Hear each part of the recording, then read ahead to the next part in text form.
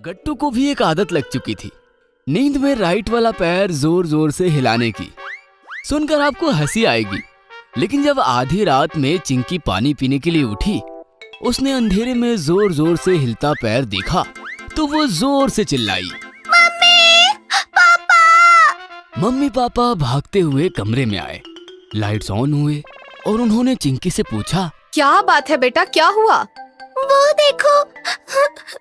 Mummy papa ने जब गट्टू की तरफ देखा तो उनकी हंसी फूट गई, क्योंकि गट्टू गहरी नींद में था और अपना राइट पैर उठाकर हवा में लगातार किक किए जा रहा था। काफी फनी दिख रहा था वो। हे भगवान, अब ये क्या नया शुरू कर दिया गट्टू ने? गट्टू उठो बेटा, गट्टू। मम्मी पापा की आवाज से गट्टू की नींद खुल गई। उसने कहा, मम्मी पापा आप यहाँ, क्या बात है? हवा में हेलीकॉप्टर की तरह पैर घुमा रहे हो और पूछते हो क्या हुआ? कितना डर गई थी मैं, पता है? मैं नहीं, शायद तुमने कोई सपना देखा होगा। ये सुनकर पापा हंसते हुए बोले, तुम्हें क्या लगता है गट्टू, तुम्हारी मम्मी और मैं भी यहाँ आकर सपने देख रहे थे? बेटा तुम सच में हवा में जोर जोर से किक कर रहे थे। कोई बात नहीं, होता है ऐसा, चलो सो जाओ सब। लेकिन ऐसा रोज रोज होने लगा था।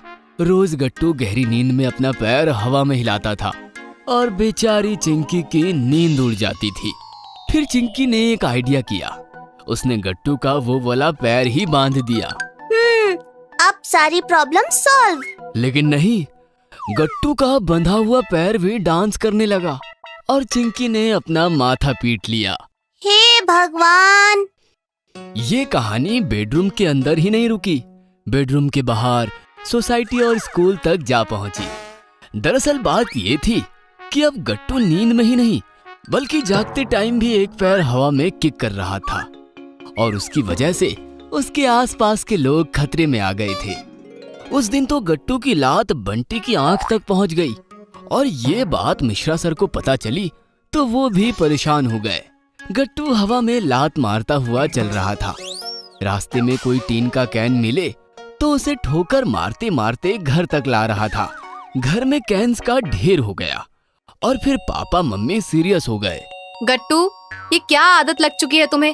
पहले बेडरूम और अब बेडरूम के बाहर भी। बंटी बाल बाल बचा उस दिन, चिंकी बता रही थी। जो मिला उसे लात मारते मारते घर ले आते हो, फिर वही वापस मुझे कबाड़ी वाले को बेचना पड़ता है। मम्मी, मैं भी नहीं समझ पा रहा हूँ कि मैं ऐसा क्यों कर रहा हूँ। लात घुमाना मेरा पैशन बन गया है।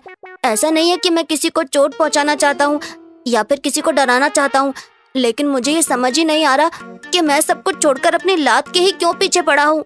गट्टू समझ नहीं पाया था, लेकिन पापा समझ गए थे। पापा गट्टू से बोले, डोंट वरी बेटा, मैं समझ गया हूँ और तुम्हारे इस आदत का एक अच्छा इलाज है मेरे पास, तुम्हें बहुत पसंद आएगा। वो क्या है पापा? शाम को मेरे साथ चलना, अपने आप पता चल जाएगा तुम्हें।